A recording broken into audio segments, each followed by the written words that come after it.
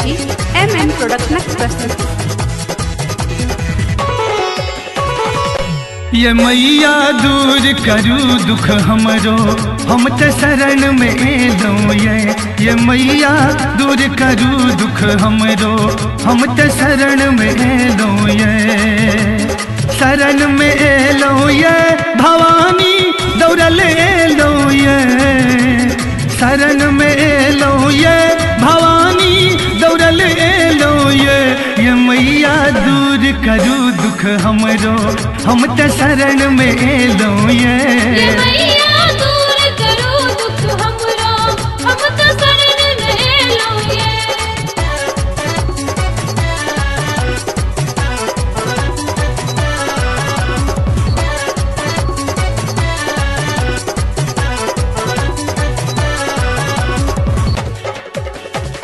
माया जाल में पड़ के बउएलो ये हम मूर्ख अज्ञानी बुझन तेलो ये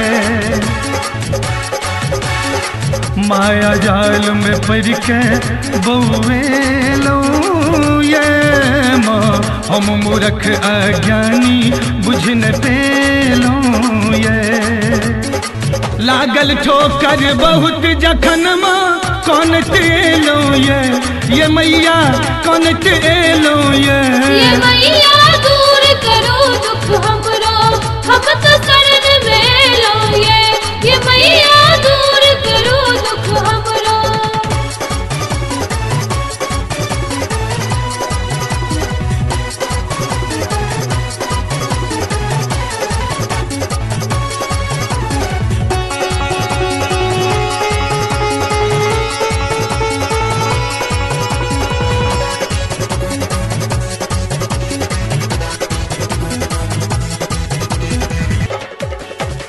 हे करुणामय पार लगाओ कर जोरई छी, हालत हमर केहन जगदम्बा जानई छी।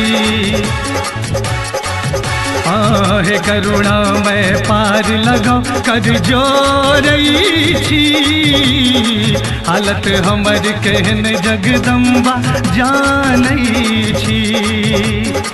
कतक तारल कतक उबारल सब जनई छिए ये मैया सब जनई छिए मैया दूर करू दुख हमरो, हम तो शरण में एलो ये मैया दूर करू दुख हमरो।